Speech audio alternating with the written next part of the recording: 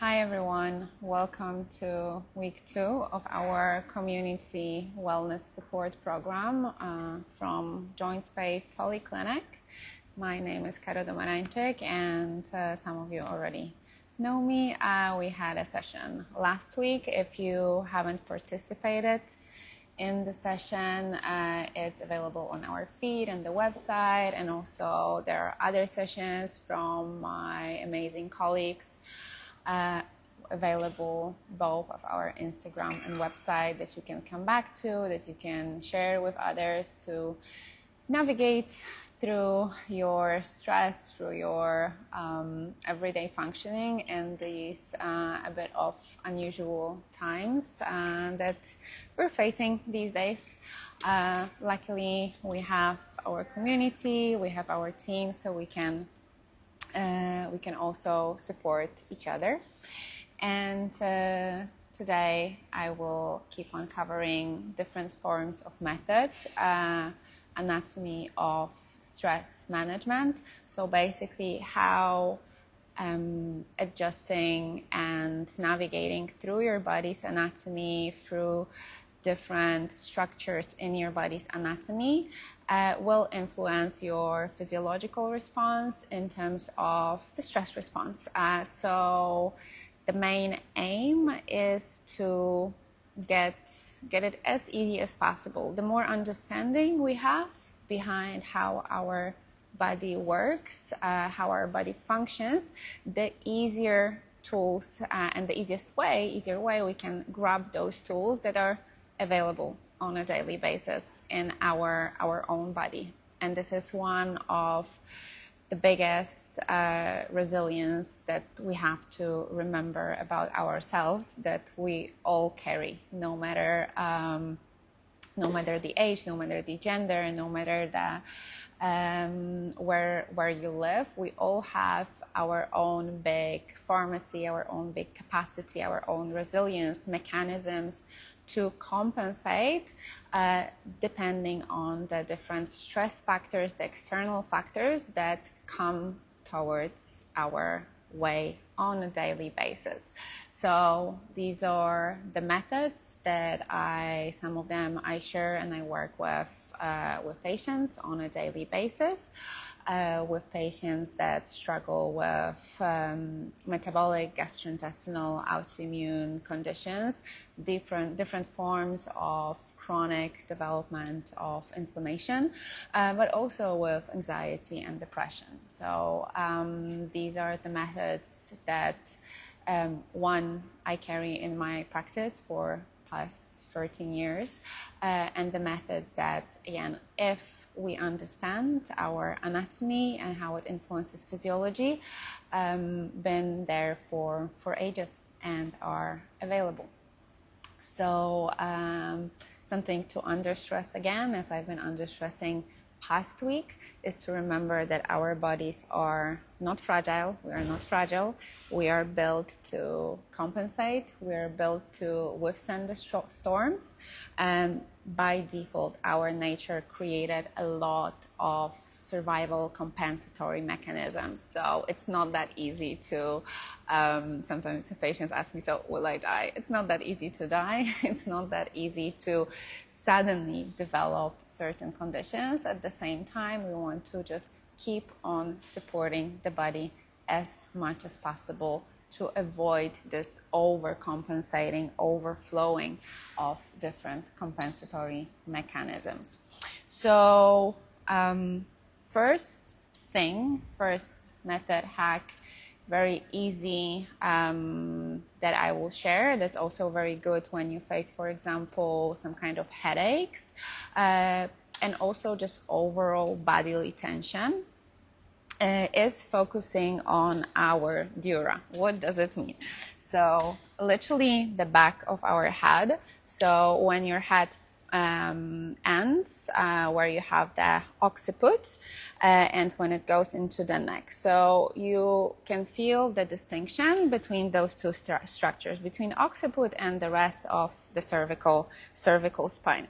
So this is a very good point of access to our dura. So dura is one of the three meninges, so the membranes that basically protect your spinal cord. Also, in between two of them, there is one of the most important fluids developed for our body, which is cerebrospinal fluid. So this is where cerebrospinal fluid is one of the areas where it is produced, and next to blood, next to our lymph, cerebrospinal fluid is our fluid of vitality and of our body, on which, by the way, we focus a lot in osteopathy.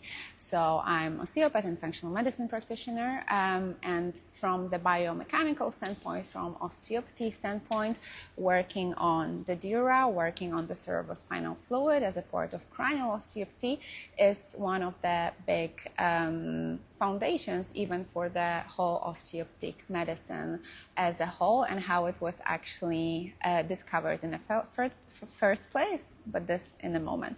So the easiest way so what happens when we face stress and when we face any kind of external factors? One of the responses, obviously, this stiffness of the body, like body starts contracting. The problem starts when it stays in this contraction. So definitely what we want is to release the contraction as much as possible. And the dura and the cerebrospinal fluid plays a very important role in it. So coming back to this point of access that I mentioned, which is between, like under your occiput, we can literally, with easy tool, whether you have those double balls at home like that, or it can be just something hard like maybe not like a pipe, but even like a wooden stick, literally, or like any stick that you have at home. So something hard, not to make it soft. You just have to lay down on your back and just put this tool under your occiput. So this is, as I mentioned already, the very easy point of access for the dura. So basically when you lay down, and give it time, so you want to lay down with this little tool under your occiput, and with closed eyes, just breathing, you just let the dura relax on this tool. And as I mentioned, this is that was actually how the osteopathy as a part of medicine was started and developed in the end of 19th century, that the father and founder of osteopathy, who was facing a very severe headaches, he created like a little hammock from leather, which was also quite solid, and laid down, assessing the back of his neck under his occiput, and made this relaxation momentum for his dura, and suddenly the whole body and the whole headache was gone and the body started relaxing. So even past week, with every patient that I've been seeing in the clinic, I could see, even in the patient who hasn't previously suffered from like any neck tension, any headaches, I've been observing while assessing their whole body, that there is definitely more tension on the dura, which again, is a very normal physiological response. So we have to always remember that the body with these responses just tries to protect us and tries to support us and compensate. So what we can do is to give back to the body and help with the relaxation. So again, just very simple tool, laying down on your back, and give it a moment. It can be 1-2 minutes. Sometimes it can be even 5 minutes. This releasing of the dura, we call it the inhibition.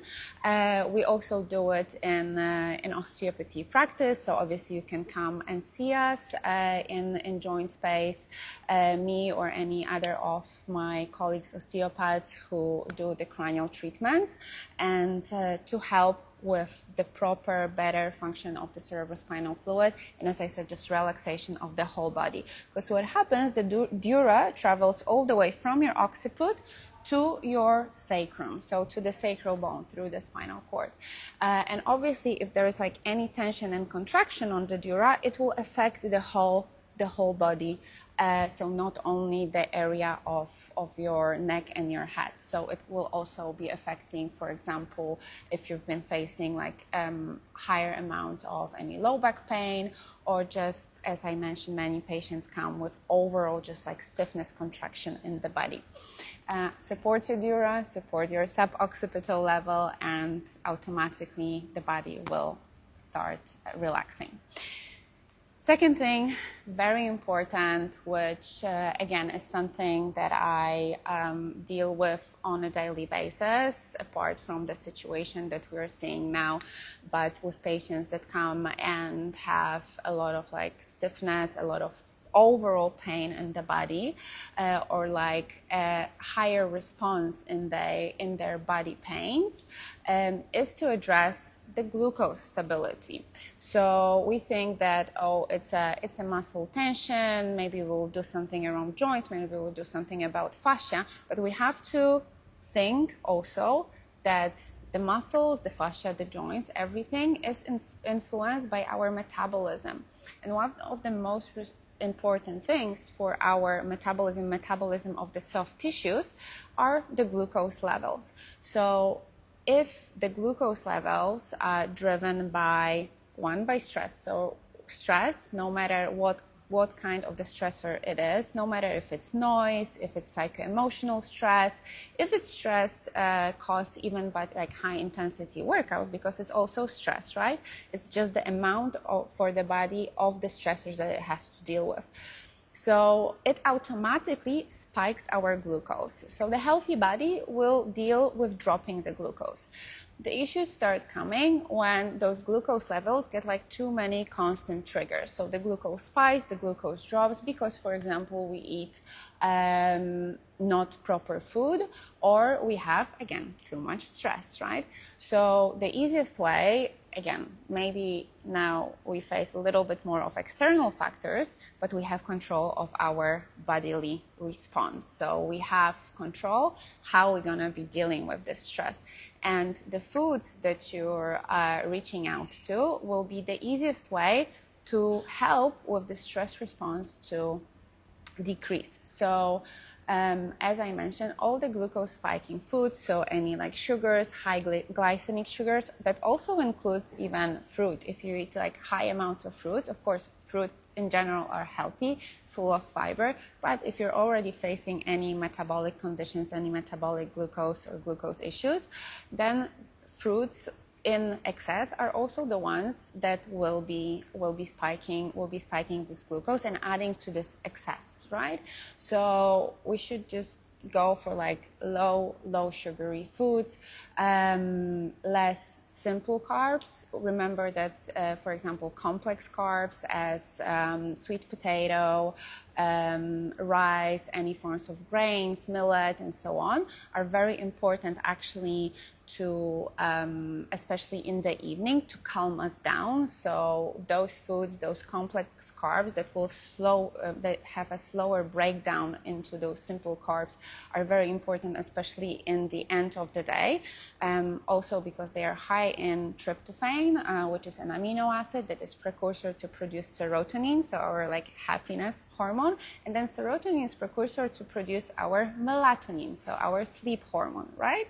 So we also need those complex carbs. So I would never, for the balanced body, obviously advise not to have those complex carbs, but in general, avoid all the simple carbs, no matter if it's processed sugar, but also, as I said, a set of fruits, also dried fruits. So all of these things will be spiking glucose, and then what will happen will be changing your stress response, and you want to do as much as possible to drop the glucose and drop this stress response for the fascia. For more advice also on the glucose, you can go to like MyFeed or Joint Space Feed, because we have a lot of overall metabolic advice around that.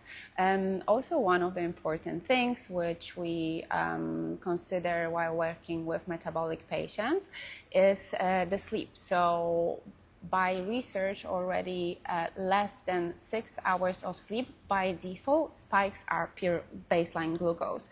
So that's why, of course, sleep is so important for so many different reasons for our stress and recovery response. And this is one of the reasons why. So taking care of this longer sleep and minimum 7 hours, but 7 hours really by our needs at the moment is also not much. So give yourself this time to like really sleep 8-9 hours, and don't blame yourself. Sometimes sleep, oh, like I slept 10 hours and feeling like this guilt. I'm like, yeah, that's good. And maybe, as our mothers always say, if the body needs to sleep, it needs. This means that it just like needed it to restore and recover.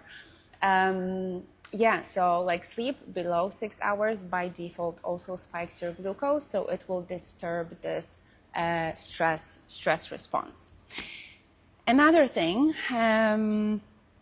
I mentioned last week already about the vagus nerve. So vagus nerve is a main nerve for our parasympathetic nervous system, which is our rest and digest response. So this is response of our body after a stressful situation, coming back to our normal function that we want to support. And you can come back to last week's sessions if you haven't attended. There are things around the vagus nerve to support. One of the methods to add for the vagus system support is when we consider how the vagus nerve travels, is the longest cranial nerve that starts in the brainstem, so like in our head, in our brain, and it travels all the way down to your gut. So basically we have different points of access, and I covered last week the points of access in our neck. But very important point of access to help with coming back to rest, recovery and relaxation is how our abdomen cavity behaves. Because as I said, those two branches of vagus nerve also travel there. So basically just simply belly breathing, inhaling into your abdomen and then making it relax, and making the space in your abdomen also while we sit, right? So not sitting in a position which like contracts your abdomen, just giving it more space, even with changing sometimes the pants. Someone would laugh like, wow, it's such an insignificant thing. No, it's very significant, and especially with women patients, something that I go through every day. If you wear these like tight pants, or like now what are they called, the Spanx, that women do all those crazy things to their bodies. This actually creates so much tension on the abdomen, right? And abdomen is a very packed area. There are a lot of organs that have a lot of work to do. So at least what we can do for the abdomen, and thanks to that, for the vagus nerve that travels through next to these organs and innervates, supplies the nervous support for them, is to give them space. So one, as I said, just inhaling into your abdomen, giving its space with the proper clothing. Also, if you have a sitting job, just reviewing your position while sitting to have opened angle in your hip above 90 degrees to really like make this abdomen cavity flow. And this, again, from the standpoint of how anatomy influences the physiological response, is super simple, but the most efficient thing that you can do. And it will be, I swear, more efficient than like any kind of like pills that you can purchase and take. Nothing against the pills. Let's first just go into like our Insight pharmacy, and don't block it as well when it wants to help and work in our benefit. And the last thing for today is